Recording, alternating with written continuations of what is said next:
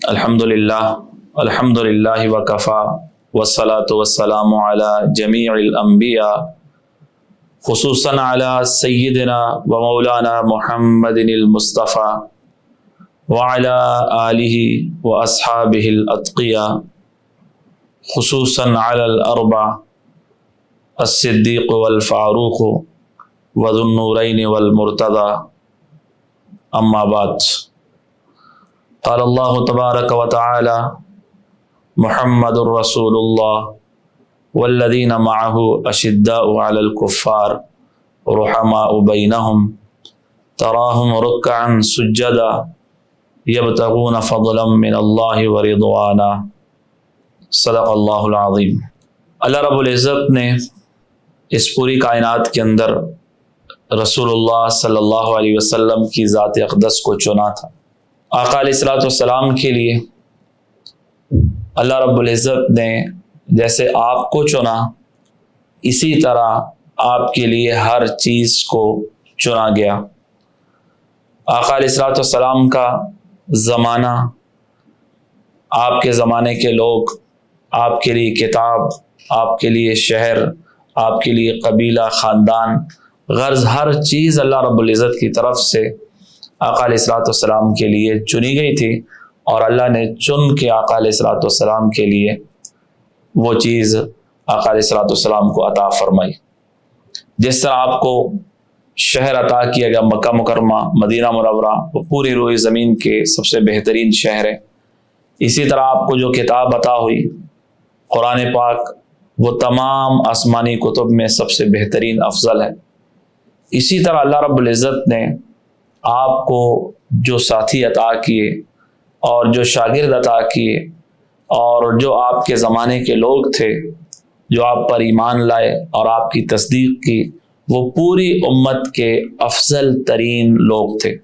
جن کو صحابہ کرام رضوان اللہ علیہم اجمعین کہا جاتا ہے۔ چنانچہ رسول اللہ صلی اللہ علیہ وسلم نے ایک حدیث پاک کے اندر خود اس بات کا گواہی دی، اور آپ نے ارشاد فرمایا کہ خیر الناس قرنی، پوری امت کے سب سے جو بہترین لوگ ہیں وہ قرنی، وہ میرے زمانے کے لوگ ہیں۔ اس حدیث پاک کی وجہ سے امت کا اس بات پر اجماع ہے کہ قیامت تک آنے والے تمام انسانوں میں سب سے افضل ترین لوگ جو ہیں وہ اس امت کے حضرات صحابہ کرام رضوان اللہ علیہم اجمعین ہیں۔ حضرات صحابہ کرام رضوان اللہ علیہم اجمعین کے بارے میں قرآن پاک نے مختلف فضائل ارشاد فرمائے، اور مختلف ان کی فضیلتیں اور ان کی مختلف صفات قرآن پاک نے ذکر کی۔ چنانچہ ایک آیت کے اندر اللہ رب العزت نے فرمایا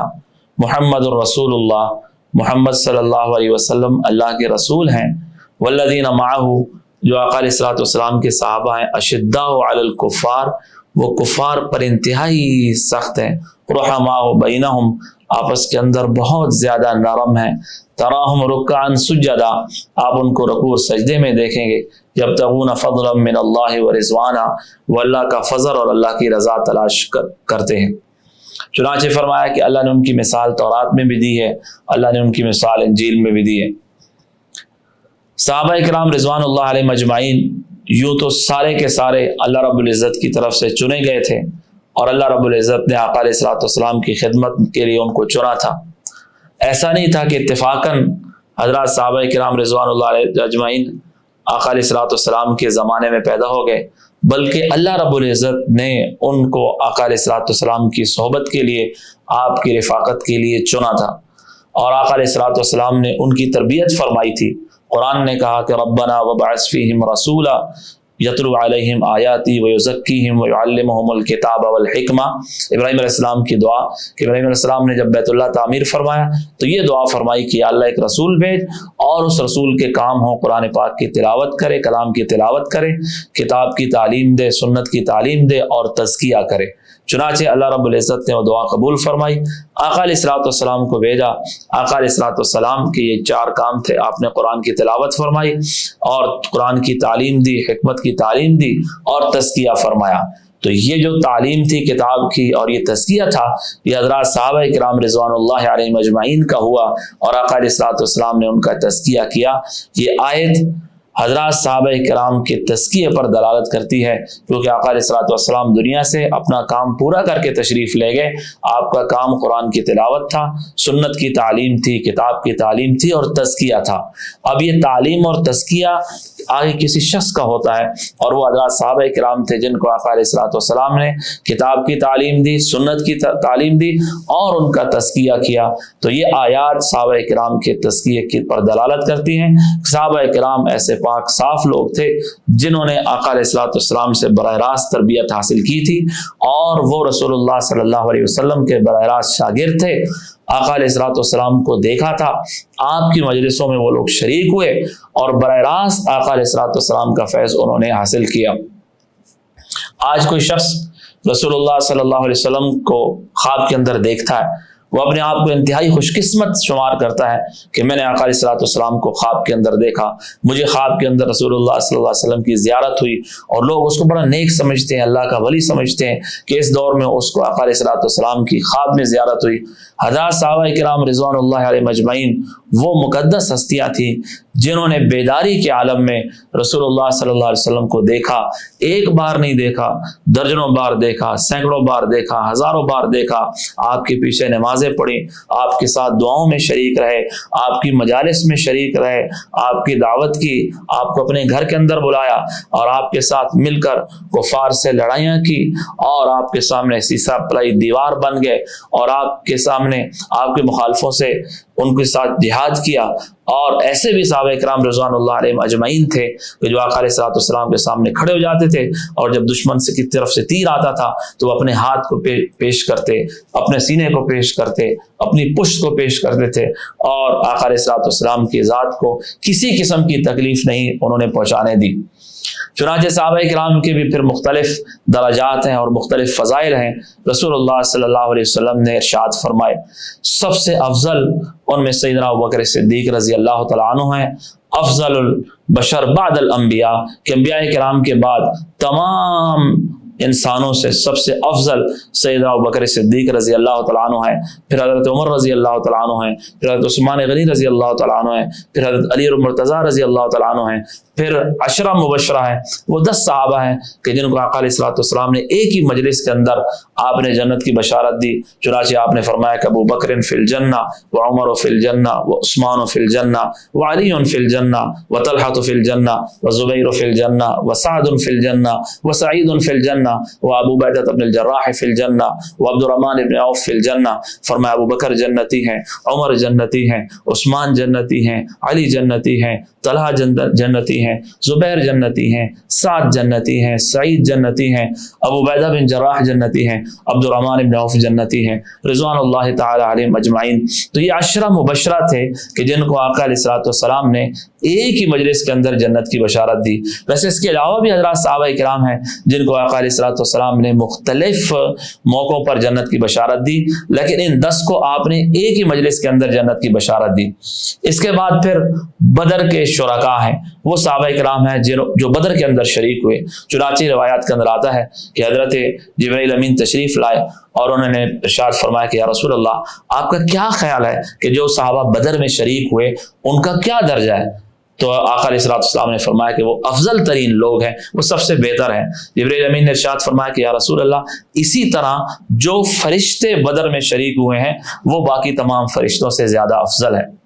چنانچہ ایک موقع پر آقا علیہ الصلوۃ والسلام نے آل بدر کے بارے میں فرمایا کہ اللہ رب العزت نے آل بدر کو دیکھا اور فرمایا اعملوا ما شئتم، تمہارا جو دل چاہتا ہے تم کرو، اللہ نے تمہیں معاف فرما دیا ہے۔ اس کے بعد وہ صحابہ ہیں کہ جنہوں نے آقا علیہ الصلوۃ والسلام کے دست مبارک پر حدیبیہ میں بیعت رضوان کی تھی۔ قرآن نے کہا لقد رضی اللہ عن المؤمنین اذ یبایعونک تحت الشجرہ، اللہ ان تمام مومنوں سے راضی ہو گیا جنہوں نے آپ کے دست اقدس پر بیعت کی تھی، اس درخت کے نیچے جسے بیعت رضوان کہا جاتا ہے، یا صلح حدیبیہ کی جو بیعت ہے وہ۔ اس کے بعد وہ صحابہ کرام رضوان اللہ علیہ مجمعین ہیں کہ جو فتح مکہ سے پہلے مسلمان ہوئے اور پھر اس کے بعد جو مسلمان ہوئے. قرآن نے کہا لا یستوی منکم من انفق من قبل الفتح وقاتل اولئک اعظم درجہ من الذین انفقوا من بعد وقاتلوا، کہ جو لوگ فتح مکہ سے پہلے مسلمان ہوئے اور انہوں نے پہلے مال خرچ کیا، پہلے اللہ کے راستے میں جہاد کیا، وہ اور فتح مکہ کے بعد مسلمان ہونے والے آپس میں برابر نہیں ہو سکتے. لیکن دوسری جگہ اللہ نے فرمایا وَكُلًّا وَعَدَ اللَّهُ الْحُسْنَى، اس کے بعد ارشاد فرمایا کہ ہر ایک سے اللہ کا وعدہ ہے حسنہ کا، اللہ کا حسنہ کا وعدہ ہے، اچھائی کا وعدہ ہے. دوسری جگہ ارشاد فرمایا إِنَّ الَّذِينَ سَبَقَتْ لَهُم مِّنَّا الْحُسْنَى، اللہ کی طرف سے جن کے ساتھ حسنہ کا وعدہ ہو گیا، أُولَٰئِكَ عَنْهَا مُبْعَدُونَ، ان کو جہنم سے دور کر دیا جائے گا. لَا يَسْمَعُونَ حَسِيسَهَا، اور یہ جہنم کی آہٹ بھی نہیں سنیں گے. وَهُمْ فِي مَا اشْتَهَتْ أَنفُسُهُمْ خَالِدُونَ، اور وہ مزے کی زندگی میں ہمیشہ ہمیشہ رہیں گے. تو یہ حضرات صحابہ کرام ہیں جن کی قرآن نے جن کے بارے میں بشارتیں دی کہ اللہ ان سے راضی ہو گیا، وہ اللہ سے راضی ہیں، وہ سچے لوگ ہیں، وہ کامیاب لوگ ہیں، وہ متقی لوگ ہیں. بہت زیادہ قرآن نے ان کے فضائل ذکر کیے. آقا علیہ الصلوۃ والسلام نے بھی مختلف احادیث کے اندر مختلف صحابہ کرام رضوان اللہ علیہم اجمعین کے فضائل ذکر کی. آج ہم سیدنا عمر فاروق رضی اللہ تعالیٰ عنہ کے فضائل پر کچھ احادیث وہ انشاءاللہ بیان کریں گے. حضرت عمر فاروق رضی اللہ تعالیٰ عنہ کا نام عمر ہے اور آپ کی کنیت ہے ابو حفص، اور حفص کہتے ہیں شیر کو، چنانچہ آپ شیر کی طرح بہادر اور دلیر تھے، اس لیے آپ کی کنیت ابو حفص تھی. اور آپ کا جو لقب تھا وہ فاروق رکھا گیا، چنانچہ آپ عدل و انصاف کے اندر بہت زیادہ مشہور تھے. فاروق کا مطلب ہے حق اور باطل کے درمیان فرق کرنے والا، تو آپ حق اور باطل میں فرق کرنے والے تھے اور آپ عدل و انصاف کو قائم کرنے والے تھے، اس لیے آپ کا نام جو لقب ہے وہ فاروق رکھا گیا. آپ قریش کی جو شاخ ہے بنو عدی، اس سے آپ تعلق رکھتے تھے، اور آقا علیہ الصلوۃ والسلام کی ہجرت مدینہ منورہ ہجرت سے 40 سال پہلے آپ کی پیدائش ہوئی، اور آقا علیہ الصلوۃ والسلام سے تقریباً 13 سال عمر میں آپ چھوٹے تھے. 40ویں نمبر پر آپ مسلمان ہوئے، اور اتنی اللہ نے صفات دی تھی، ایسی صلاحیتیں تھی کہ 40ویں نمبر پر مسلمان ہوئے اور دوسرے نمبر پر پہنچ گئے. پوری امت کا اس پر اجماع ہے کہ سیدنا صدیق اکبر رضی اللہ تعالیٰ عنہ کے بعد اس کائنات میں سب سے افضل ترین وہ اس امت کے سیدنا عمر فاروق رضی اللہ تعالیٰ عنہ ہیں. چنانچہ رسول اللہ صلی اللہ علیہ وسلم نے مختلف احادیث میں آپ کے بہت زیادہ فضائل ارشاد فرمائے. ایک حدیث کے اندر آتا ہے آقا علیہ الصلوۃ والسلام نے ارشاد فرمایا کہ مجھے خواب کے اندر دودھ پیش کیا گیا، میں نے دودھ پیا اور یہاں تک کہ میں سیراب ہو گیا، اور اس دودھ کا اثر میں اپنے ناخنوں تک دیکھا. پھر وہ دودھ بچ گیا تو میں نے وہ بچا ہوا دودھ عمر بن الخطاب کو دے دی. تو صحابہ نے پوچھا یا رسول اللہ اس کی تعبیر کیا ہے، اس خواب کو دودھ کو خواب میں دیکھنے کی تعبیر کیا ہے؟ تو آپ نے فرمایا کہ اس کی تعبیر علم ہے. چنانچہ اللہ رب العزت نے سیدنا عمر فاروق رضی اللہ تعالیٰ عنہ کو خاص طور پر علم عطا فرمایا تھا. ایک حدیث میں آقا علیہ الصلوۃ والسلام نے ارشاد فرمایا کہ میں نے خواب میں لوگوں کو دیکھا اور ان کے بدن پر قمیضیں تھیں، مختلف لوگ تھے، بعضوں کی قمیضیں سینے تک تھیں، بعضوں کی تھوڑی نیچے تک تھیں، اور میں نے حضرت عمر کو دیکھا ان کی قمیض نیچے گھسٹ رہی تھی، بہت لمبی تھی. یا رسول اللہ آپ نے اس کی تعبیر کیا لی؟ کہا اس کی تعبیر الدین دین ہے. چنانچہ حضرت عمر رضی اللہ تعالیٰ عنہ کو آقا علیہ الصلوۃ والسلام سے بہت زیادہ محبت تھی، اور آپ کو بھی سیدنا فاروق اعظم رضی اللہ تعالیٰ عنہ سے انتہائی تعلق تھا. جب آپ مسلمان نہیں ہوئے تھے اس وقت بھی آقا علیہ الصلوۃ والسلام کی خواہش تھی کہ حضرت عمر رضی اللہ تعالیٰ عنہ مسلمان ہوں گے. چنانچہ آپ نے ایک حدیث پاک کے اندر آتا ہے کہ آقا علیہ الصلوۃ والسلام نے ایک دفعہ دعا فرمائی کہ اللہم اعز الاسلام باحب هذین الرجلین الیک، یا اللہ دو شخصوں میں آپ کو جو زیادہ پسند ہو اس کو آپ اسلام کی توفیق دے دیں، بابی جہل اور بعمر بن الخطاب. چنانچہ آقا علیہ السلام نے ادھر دعا کی، اللہ رب العزت نے دعا قبول فرمائی اور حضرت عمر رضی اللہ تعالیٰ عنہ آپ کی خدمت میں آئے اور مسلمان ہو گئے. تقریباً 28 سال کی عمر تھی کہ جس وقت آپ تشریف لائے آقا علیہ السلام کی خدمت میں اور آ کر مسلمان ہو. صحابہ کرام فرماتے ہیں کہ ہم اس وقت تک چھپ کر عبادت کیا کرتے تھے اور ایک گھر میں جمع ہوتے تھے اور خفیہ عبادت ہوتی تھی. حضرت عمر رضی اللہ تعالیٰ جب مسلمان ہوئے فرمایا اب تو چھپ کر عبادت نہیں ہوگی، اب اعلانیہ عبادت ہوگی. چنانچہ عبداللہ بن مسعود رضی اللہ تعالیٰ فرماتے ہیں کہ اس وقت جب حضرت عمر مسلمان ہوئے تو اب ہم میں طاقت آ گئی اور اب ہم غلبے کے ساتھ سامنے آ کر ہم نماز پڑھنا ہم نے شروع کر دی۔ اتنا حضرت عمر رضی اللہ تعالیٰ عنہ کو اللہ نے رعب عطا فرمایا تھا کہ رسول اللہ صلی اللہ علیہ وسلم نے ارشاد فرمایا کہ عمر، شیطان آپ کو دیکھتا ہے جس گلی میں تو وہ ڈر کی وجہ سے راستہ تبدیل کر لے، اتنی طاقت نہیں ہے اس کی کہ آپ کے سامنے آ سکے اور وہ راستہ تبدیل کر دے۔ حضرت عمر رضی اللہ تعالیٰ عنہ کو اللہ نے یہ اعزاز عطا فرمایا کہ قرآن پاک کے اندر 3 جگہ ایسی ہیں جہاں پر حضرت عمر رضی اللہ تعالیٰ عنہ کی رائے پر قرآن اتر۔ سب سے پہلے روایات کے اندر آتا ہے کہ طواف کے بعد جو 2 رکعت پڑھی جاتی ہیں، سیدنا عمر رضی اللہ تعالیٰ نے ارشاد فرمایا کہ یا رسول اللہ، اگر ہم یہ 2 رکعت مقام ابراہیم پر پڑھیں تو کیسا رہے؟ تو اللہ نے قرآن اتارا، وَاتَّخِذُوا مَقَامَ إِبْرَاهِيمَ مُصَلَّى، کہ تم مقام ابراہیم کو نماز کی جگہ بناؤ اور اس پر 2 رکعت آ کر پڑھا کرو جو طواف کے بعد پڑھی جاتی۔ دوسرا موقع، شروع اسلام میں خواتین پر پردے کے احکام نہیں تھے، تو حضرت عمر رضی اللہ تعالیٰ عنہ نے ارشاد فرمایا کہ یا رسول اللہ، آپ ازواج مطہرات کو حکم دے کہ وہ پردہ کیا کریں۔ تو اللہ نے پردے کی آیت اتاری اور جس کے اندر پردے کے احکامات عطا فرمائے۔ تیسرا، جب بدر کے قیدی آئے، آقا علیہ الصلوۃ والسلام نے صحابہ کرام سے مشورہ لیا کیا کرنا چاہیے، تو سیدنا صدیق اکبر رضی اللہ تعالیٰ نے مشورہ دیا کہ یا رسول اللہ، فدیہ دے کر ان کو چھوڑ دیا جائے۔ حضرت عمر رضی اللہ تعالیٰ نے فرمایا کہ یا رسول اللہ، ہر شخص کا رشتہ دار اس کے حوالے کرو اور وہ اس کو قتل کر۔ تو آپ نے فدیہ والا فیصلہ نافذ فرمایا، ان کو چھوڑ دیا۔ بعد میں قرآنی آیات آئیں اور وہ حضرت عمر رضی اللہ تعالیٰ عنہ کی رائے پر کہ نبی اور ایمان والوں کے لیے مناسب نہیں تھا کہ وہ فدیہ لے کر ان کو چھوڑ دے، بلکہ ان کو قتل کر دینا چاہیے تھا۔ تو یہ 3 مقام ایسے ہیں جہاں پر حضرت عمر رضی اللہ تعالیٰ عنہ کی رائے پر قرآن اترا۔ اس لیے آقا علیہ الصلوۃ والسلام نے فرمایا ان اللہ جعل الحق علی لسان العمر، کہ اللہ نے عمر رضی اللہ تعالیٰ کی زبان پر حق کو جاری کر دی۔ ایک صحابی تشریف لائے، یا رسول اللہ متی الساعۃ، قیامت کب آئے گی؟ تو آپ نے فرمایا عادت اللہ، تم نے کیا تیار کیا اسے؟ تو کہنے لگے یا رسول اللہ، میں اور کچھ نہیں تیار کیا، الا انی احب اللہ ورسولہ، کہ میں اللہ اس کے رسول سے محبت کرتا۔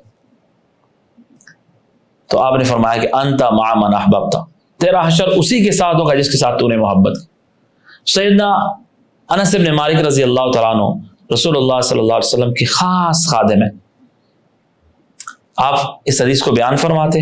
اور فرماتے انا احب النبی صلی اللہ علیہ وسلم و ابا بکر و عمر، کہ میں رسول اللہ صلی اللہ علیہ وسلم سے محبت کرتا ہوں، حضرت ابو بکر سے محبت کرتا ہوں اور حضرت عمر سے محبت کرتا ہوں، وارجو ان اکون معهم، اور مجھے امید ہے کہ میرا حشر بھی ان تینوں حضرات کے ساتھ ہی ہوگا۔ ایک حدیث میں آپ نے ارشاد فرمایا کہ میں نے جنت کو دیکھا اور جنت میں ایک بہت خوبصورت محل دیکھا۔ میں نے پوچھا یہ کس کا ہے؟ تو مجھے بتایا گیا کہ عمر بن خطاب کا۔ تو میں نے دیکھا اس کے سین کے اندر ایک لڑکی وضو کر رہی ہے، میں نے ارادہ کیا کہ میں اس میں داخل ہوتا ہوں، اس کو دیکھتا ہوں۔ تو فرمایا کہ پھر عمر مجھے تمہاری غیرت یاد آ گئی اور میں داخل نہیں ہوں۔ تو عمر کی آنکھوں میں آنسو آ گئے، کہا یا رسول اللہ علیہ کا غار یا رسول اللہ، یا رسول اللہ کیا آپ پر بھی کوئی غیرت کر سکتا ہے؟ محمد بن حنفیہ سیدنا علی رضی اللہ تعالیٰ عنہ کے صاحبزادے،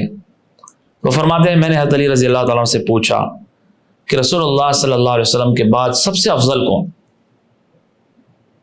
تو انہوں نے مجھے فرمایا کہ ابو بکر رضی اللہ تعالیٰ۔ میں نے پوچھا پھر؟ کہا حضرت عمر رضی اللہ تعالیٰ عنہ۔ مسند احمد بن حنبل کی روایت ہے کہ سیدنا علی رضی اللہ تعالیٰ نے فرمایا لوگوں کو کہ الا اخبرکم بخیر هذه الامہ بعد رسول اللہ صلی اللہ علیہ وسلم، کہ اس امت کا سب سے بہترین شخص رسول اللہ صلی اللہ علیہ وسلم کے بعد میں تمہیں بتاؤں؟ کہا سیدنا ابو بکر صدیق، اور کہا کہ سیدنا ابو بکر صدیق رضی اللہ تعالیٰ کے بعد اس امت کے سب سے بہترین شخص، کہا وہ عمر بن خطاب رضی اللہ تعالیٰ۔ آقا علیہ الصلوۃ والسلام کی وفات کے بعد سیدنا صدیق اکبر رضی اللہ تعالیٰ عنہ خلیفہ بنے اور 2 سال مدت خلافت تھی۔ جس دن سیدنا ابوبکر صدیق رضی اللہ تعالیٰ عنہ کی وفات ہوئی اسی دن سیدنا عمر رضی اللہ تعالیٰ عنہ کو خلیفہ بنے آپ۔ چنانچہ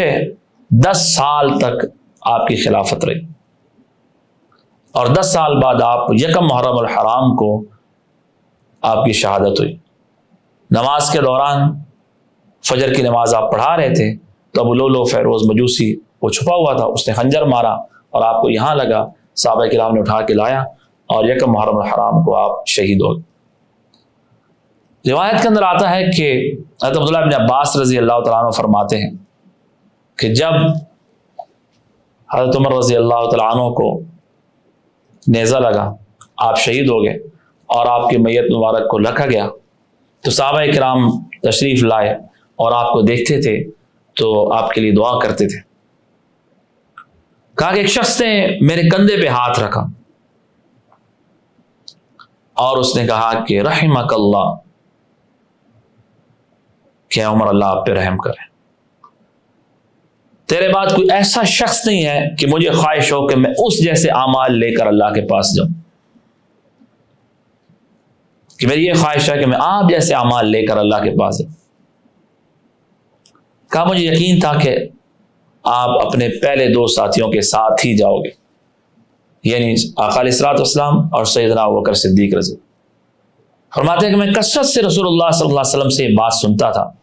کہ دخلت و ابو بکر و عمر، خرجت و ابو بکر و عمر، کنت و ابو بکر و عمر، انطلقت و ابو بکر و عمر، کہ میں اور ابو بکر عمر داخل ہوئے، میں اور ابو بکر عمر گئے، میں اور ابو بکر عمر چلے، میں اور ابو بکر عمر نے یہ کام کیا۔ ہمیں اتنا آقا علیہ السلام سے یہ لفظ سنتا تھا کہ مجھے یقین تھا کہ اللہ تمہارا حشر بھی ان 2 حضرات کے ساتھ کرے۔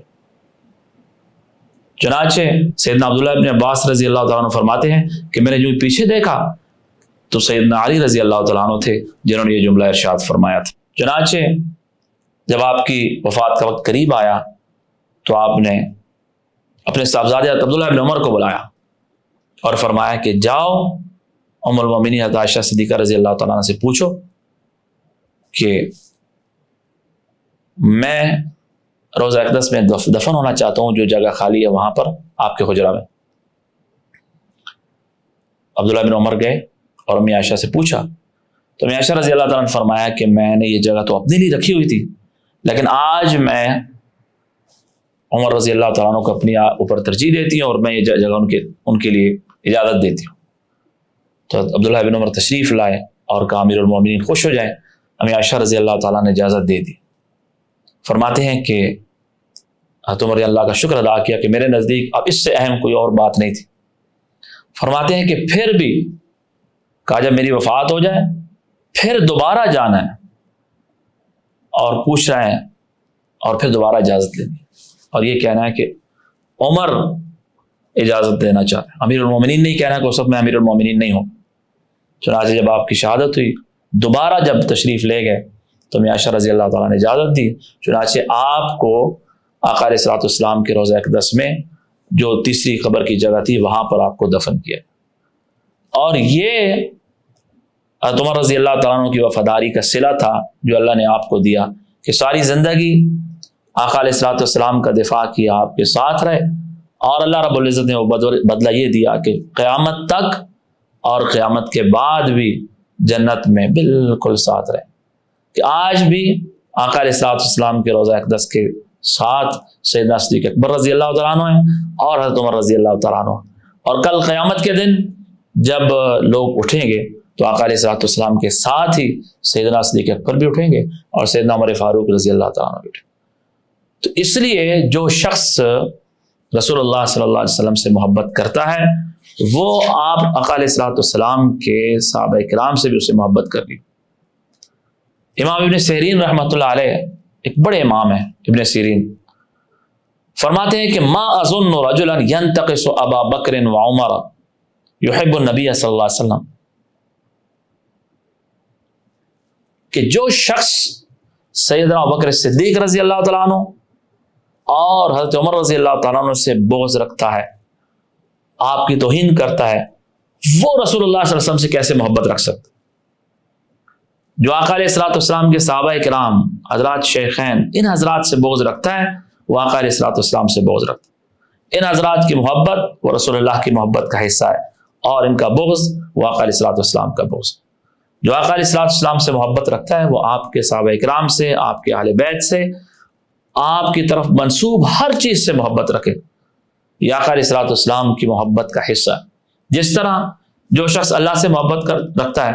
وہ رسول اللہ صلی اللہ علیہ وسلم سے محبت رکھتا ہے، اور جو آپ سے محبت رکھتا ہے وہ آپ کے صحابہ سے بھی محبت رکھے۔